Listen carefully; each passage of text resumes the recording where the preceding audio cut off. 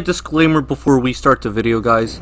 I'm not a professional at this. I am not a historian. I did my research on Google and a bunch of historical websites. I have some clips in the background as well. Thanks for viewing this video. Like, subscribe, and hit the bell icon. Thank you. And yep, hope you enjoyed the video. It's not long. I was going to make it 20 minutes, but I couldn't. So thank you. Sorry for the patience on this video. Bye.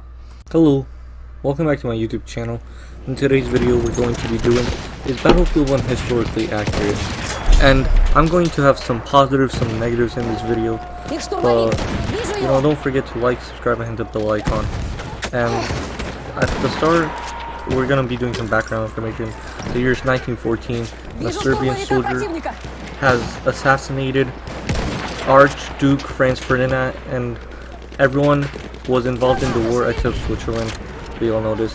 And multiple countries had packed with each other, hence the term World War. 30 nations fought in World War I to be precise, but the main one historians look at are Germany, Russian Empire, Great Britain, America, Austro-Hungarian Empire, and Ottomans, because they were the superpowers of the war and they could have had a turning point in the war. Okay, getting to the good part, guys. Let's do this. The actual first category will be talking about weapons in the multiplayer and campaign. But first, I gotta give credit to EA and DICE for adding the Harlem Hellfighters as an all-American but African-American battalion. And they fought in the European side. They were amazing. They won most of the battles that they were there. Not a lot of casualties. And they had other unique parts of the war. Like, we mostly talked about the winners of the battle, America, Britain, Russia, but we don't talk about the enemy. I mean, we should get to know their side of well. They have the Ottoman campaign. We got like all the other stuff, unique personalities and creative mindset to get them through the war. And somewhere of the campaign, like a pilot from France or the Lawrence of Arabia, and an Australian soldier called Jack Frost.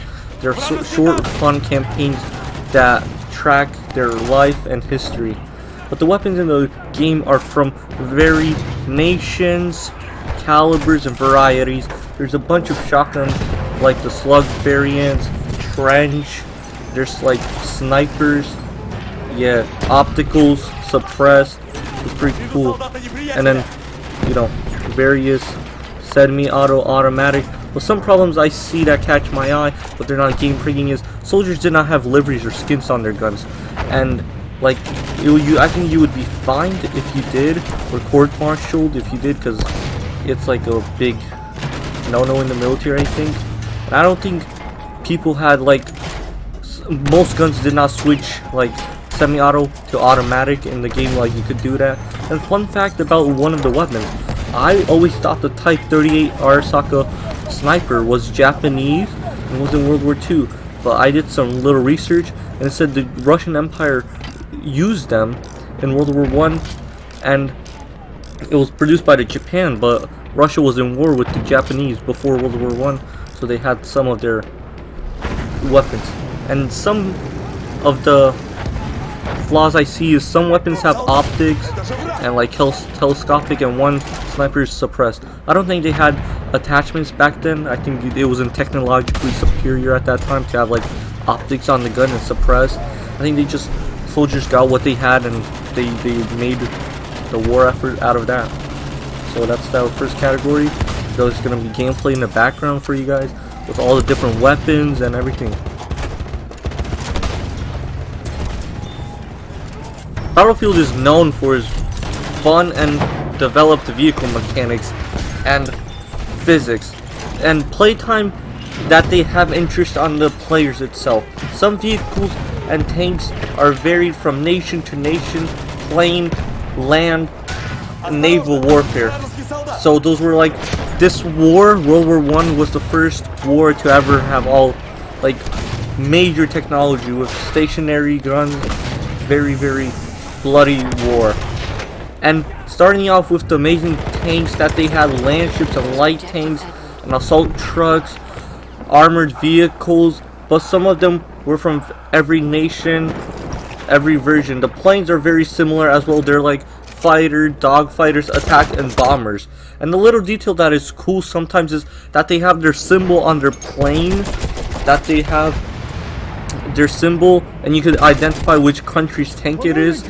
And like for example, Italy's is a red and a green circle on the side of its plane.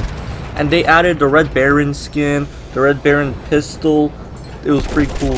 And most of the tanks, actually, when you get a tank, you actually like push through the objective, because that's how it's useful. It was very useful back in World War I. And the plane combat is amazing, and they're pretty historically accurate. They have like those kind of planes with the wheels that don't go up. Yeah. And a little cool fact is that when you hit a tank with AT gun or something like that, it ricochets. That was actually true, and it's still true now. If you hit like a round surface on the tank, your bullet will ricochet off, and it will cause less damage how it would be on a flat surface of the vehicle. So that's really cool as well to be known. And tanks are they managed to have like explosive ammo on them. They had normal MGs and like other anti-tank weapons on them as well. They had pretty cool. They had ammunition that you could like distribute to people. Yeah, it was very thought out of DICE to actually put these things inside.